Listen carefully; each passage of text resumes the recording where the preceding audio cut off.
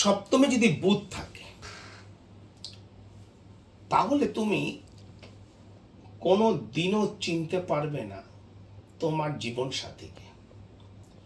সে তুমি 5 বছর সংসার করো, 10 বছর আর 50 বছর, জীবন সাথীকে একে অপরকে পুরোপুরি চিনে ওঠা সম্ভব হবে না। বুধ হলো চঞ্চলমতি বালক গ্রহ। বুধ কেমন? চঞ্চলমতি বালক গ্রহ। বুধের নিজস্ব কোনো স্বভাব নেই।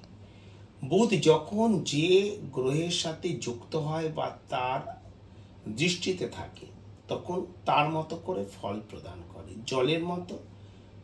বহু বছর আগে তোমাদেরকে আমি টিভিতে বলতাম এটি জলের মতো, যদি নর্দমা জলের সাথে মেশে তাহলে দূষিত জল, আর যদি চরণামৃতের সাথে মেশে তো সেটি শুদ্ধ চরণামৃত। সুতরাং বুধ এমন একটি গ্রহ যেটি বালকের মতো। বালকের হাতে তুমি একটি ছুরি দিয়ে তুমি তাকে আপেল কাটতে বলতে পারো, আবার তুমি একটি ছুরি দিয়ে তুমি তাকে কোনো ক্রাইম মানে করতে বলতে পারো। তার নিজস্ব স্বভাব মানে যে তাকে গাইড করছে তার মাধ্যমে প্রতিফলিত হয়। ঠিক সেরকম এখানে কি হবে, তোমার স্ত্রী বা তোমার হাজব্যান্ড কোনো ইন্টেলেকচুয়াল কাজ বা জবের সাথে যুক্ত হবে। তিনি কোনো লেখক হতে পারেন, তিনি কোনো শিক্ষক শিক্ষিকা হতে পারেন, তিনি কোনো উকিল হতে পারেন, তিনি কোনো বিচারক হতে পারেন, তিনি তিনি তিনি ডক্টর হতে পারেন, তিনি এরকম ধরনের কাজের সাথে তিনি কোনো হিসেব রক্ষক হতে পারেন। বিশেষত শিক্ষক হওয়ার সম্ভাবনাটা খুব বেশি এখানে প্রতিফলিত হয়, বা অন্যান্য এরকম কাজের সাথে সে যুক্ত থাকবে। কিন্তু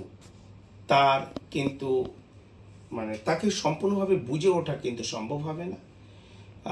এখানে অশ্লেষা বলে বুধের একটি নক্ষত্র আছে, তার যে রূপ, অশ্লেষা নক্ষত্র পুঞ্জের যে রূপটা সেটা হচ্ছে দুমুখ সাপের মতো। তো আমি একবারও বলছি না যে যাদের লগ্নের সপ্তমে বুধ আছে তারা দুমুখ সাপ প্রকৃতির, একবারও বলছি না। কিন্তু তারা নিজেরাও সবসময় নিজেকে বুঝে উঠতে পারে না। তাদের মধ্যে দ্বৈত ক্যারেক্টার তাদের মধ্যে প্লে হয়। দু রকমের ব্যক্তিত্ব তাদের মধ্যে, ডুয়েল ক্যারেক্টার তাদের মধ্যে প্লে হয়ে থাকে বিভিন্ন সময়, জীবনে বিভিন্ন সময় তারা মানে দু রকমের ব্যক্তিত্ব তাদের মধ্যে থেকে ভেসে ওঠে।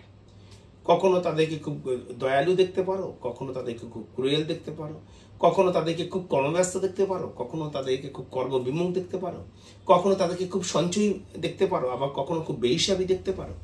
এরকম কখনো খুব উদার দেখতে পারো, কখনো খুবই সন্দেহবাতিক দেখতে পারো।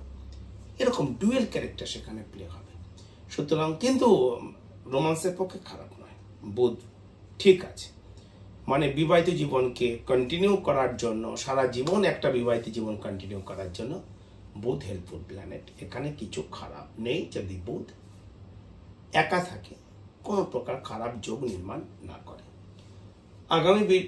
আগামী ভিডিওতে বলবো বৃহস্পতি যদি থাকে তাহলে কি হয় সপ্তমে।